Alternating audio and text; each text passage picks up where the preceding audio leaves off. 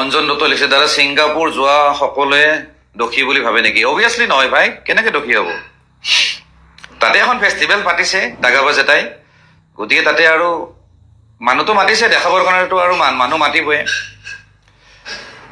গতিকে চব মানুহ কেনেকে আৰু মানুহবিলাকে নাজানে নহয় তাত যে এনেকুৱা এটা ঘটনা এটা হ'ব। আৰু যিখিনি মানুহ তাতে সেই বৰ্ডখনত উপস্থিত আছিলে, মই আকৌ কৈছো যিখিনি মানুহে সেই ইয়াতখনত উপস্থিত আছিলে তেওঁলোকে যদি প্লেন কৰি মাৰিলে হয় নহয়, জুবিন দাক প্লেন কৰি যদি হত্যা কৰিলে হয় নহয়, তেওঁলোকে তাতে উপস্থিতে নাথাকিলে হয়। আজি সিদ্ধাৰ্থ শৰ্মা হওক বা শেখৰজ্যোতি গোস্বামী তাহাঁতে যদি প্লেন কৰি যদি জুবিন দাক মাৰিব চেষ্টা কৰিলে হয় নহয়, তাহাঁতে নগ'ল হয়, সেই বুদ্ধি কৰি বেলেগত থাকিলে হয়, বাকীবিলাক মানুহক পঠাই দিলে হয়। ঠিক আছে পয়জন খুৱাইছে কিবা কৰিছে, পঠাই দিলে হয়, তাতে হোটেলত শুই থাকিলে হয়, কিবা বাহানা মাৰি পেলাই কাটি খালে হয় তাৰ পৰা। কিন্তু তাহাঁতে উপস্থিত যে আছে, ডেট মিনছ এইটো প্ৰি প্লেন মাৰ্ডাৰ নহয়, তাহাঁতে নেগলেক্ট কৰিছে, সিহঁতে অৱহেলা, যাক নেগলিজেঞ্চি বুলি আমি কওঁ, কথা সেইটোৱে। গতিকে তাৰ কাৰণে ফেষ্টিভেলত যোৱা মানুহবিলাক অবভিয়াছলি তেওঁলোক ৰেছপনচিবল নহয়, কিন্তু তেওঁলোকক মতা হৈছে অকণমান কিবা ক্লু পায়ে নেকি, যিহেতু কোনোবাই কৈছে যে এইটো প্ৰি প্লেন মাৰ্ডাৰ হ'ব পাৰে বুলি। গতিকে সেই হিচাপত CID অবভিয়াছলি তেওঁলোকৰ ডিউটি কৰি আছে, চবৰ ষ্টেটমেণ্ট লৈ আছে।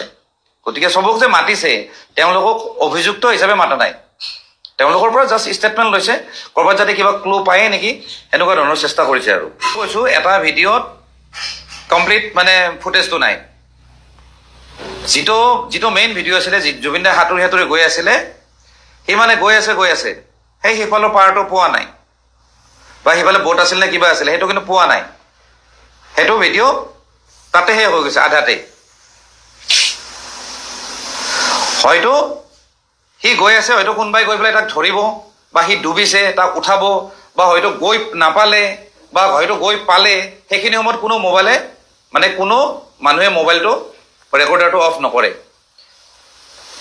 গতিকে সেইটো ভিডিঅ' কাট কৰিছে, আৰু নহ'লে বা যোনে কৰিছিলে হয়তো ভয়তে ডিলিট কৰিব পাৰে, হয়তো কিবাকে যদি ৰিকভাৰী হয়তো নাজানো। কিন্তু এটা কথা চিয়'ৰ, তাত এটা এক্সিডেণ্ট হৈছে, এক্সিডেণ্ট মই ক'লোঁ একদম চিয়'ৰ। ওপৰৰ লেভেলৰ কোনো মহিলাকতো এতিয়ালৈ এৰেষ্ট কৰাই নাই নহয়। চাওক, এৰেষ্ট মানুহে কেতিয়া কৰে?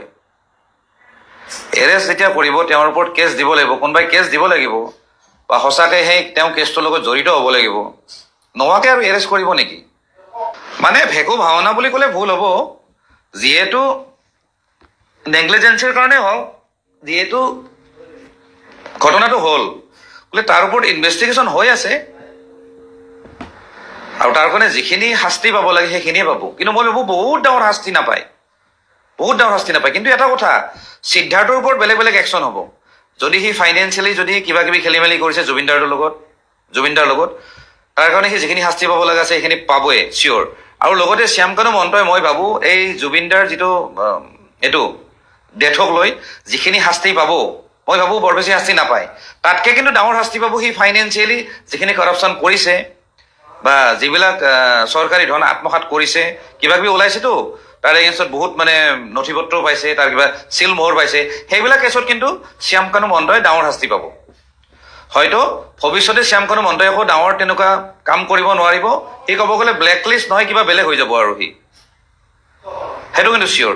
এনেকৈ কি নহওক, ভগৱান আছেতো, শাস্তি কিন্তু দিয়াটো দিবই। আজি CID হওক কিবা হওক, এইটোতো আৰু কি আৰু ভগৱানৰ তুলনাততো একো নহয় না। গতিকে ভগৱান আছে ওপৰত, শাস্তি দিয়াটো দিবই। আৰু কেনেকৈ পায় একো ঠিক নাই, হিচাপ কিন্তু এইখন পৃথিৱীতে হ'ব। কিন্তু যিহেতু তেওঁ নৰ্থ ইষ্ট ফেষ্টিভেলটো তেওঁ নিজৰ পইচা দি নাপাতে, সেইটো ক'ব গ'লে এটা চৰকাৰী এটা ফেষ্টিভেল, কাৰণ চৰকাৰৰ বহুতখিনি ফাণ্ড তেওঁ উলিয়ায় সেই ফেষ্টিভেলৰ কাৰণে। গতিকে চৰকাৰী এটা মানে চৰকাৰী শ্ব' বুলিয়ে ক'লোঁ, চৰকাৰী ফেষ্টিভেল বুলিয়ে ক'লোঁ, যিহেতু চৰকাৰী পইচা তাত ইউজ হয়। গতিকে তেনেকুৱা এটা অনুষ্ঠানত বা ফেষ্টিভেলত মানে ছিকিউৰিটি কিয় নিদিলে চৰকাৰী? ছিংগাপুৰ চৰকাৰৰ লগত কথা পাতি দুজন মানুহ দিব লাগিছিলে প্ৰতিৰক্ষাৰ কাৰণে বা লগত লাগি থকাৰ কাৰণে, কাৰণ তেওঁলোকে হয়তো বেছি গম পালে হয় ভালদৰে যে ক'ত যাব লাগে ক'ত যাব নালাগে। তেওঁলোকক যদি সেইখিনি দায়িত্ব দিলে হয় শ্যামকানু মহন্তই কথা পাতি, তেতিয়াহ'লে শ্যামকানু মহন্ত ৰেছপনচিবল নহ'ল বুলি ভাবি লয়, কিন্তু সেইকাৰণে সি ৰেছপনচিবল। এতিয়া ধৰক অসমত যেতিয়া বলিউডৰ যেতিয়া আৰ্টিষ্ট আনে, আপোনালোকে জানে মাজতে কি আনিছিলে এইজনীক, এই কমল হাছানৰ জীয়েকজনীক, শ্ৰুতি হাছান। শ্ৰুতি হাছানে এক্টিঙো কৰে, গানো গাইতো, সকলোৱে জানে। শ্ৰুতি হাছানক যেতিয়া ইয়াত যেতিয়া আনিছিলে নহয়, নৰ্থ ইষ্ট ফেষ্টিভেল নে ৰঙালী ফেষ্টিভেলৰ কাৰণে, সেই শ্ৰুতি হাছানক কিন্তু একদম এয়াৰপৰ্টৰ পৰা মানে অসম প্ৰশাসনৰ পৰা মানে হেৰি দিছিলে, মানে চিকিউৰিটি দিছিলে। তেওঁক যদি ভালদৰে লৈ আহে, যেতিয়া একদম শ্ব' লৈ একদম হোটেলত আনিব, তাৰপিছত হোটেলৰ পৰা শ্ব'ত আনিব, সেই ব্যৱস্থা কিন্তু জুবিন দাৰ ক্ষেত্ৰত তেওঁ কৰিব লাগিছিলে অৰ্গেনাইজাৰ হিচাপে। সেইখিনি তেওঁৰ অৱহেলা, সেইখিনি তেওঁৰ নেগলিজেঞ্চি, মই সেইটো কথা ক'ব ওলাইছোঁ। গতিকে সেইটো ফালেদি তেওঁ ৰেচপনচিবল। মই তাহাঁতো পাইছোঁতো, তাহাঁতৰ কেনেকুৱা মনোভাৱ জানো। আজি পাৰ্থ গোস্বামী, মানে যিজন ড্ৰামাৰ, যিজন শকতকৈ লাগে, এই সংবাদ মাধ্যমত বাদ দিছে যে শেখৰ এজন এনেকুৱা ব্যক্তি, যদি শেখৰ যদি কাৰোবাৰ ঘৰত যদি যায়, দুদিন পিছত কিন্তু সেই মানে গিৰিয়েক ঘনীয়েকৰ মাজত কিন্তু কাজিয়া হৈ যায়, মানে চব কথা লগাই থাকে। সি মাইকী টাইপ শেখৰে, সেই মতাজনৰ কথা তাৰ মাইকীক বেয়াকে ক'ব, আৰু মাইকীজনীৰ কথা মতাজনক বেয়াকে ক'ব, মানে এনেকুৱা ধৰণৰ সি লেতেৰা। তাৰমানে সি মানুহৰ ৰিলেশ্যন বেয়া কৰা সি 1 নম্বৰ।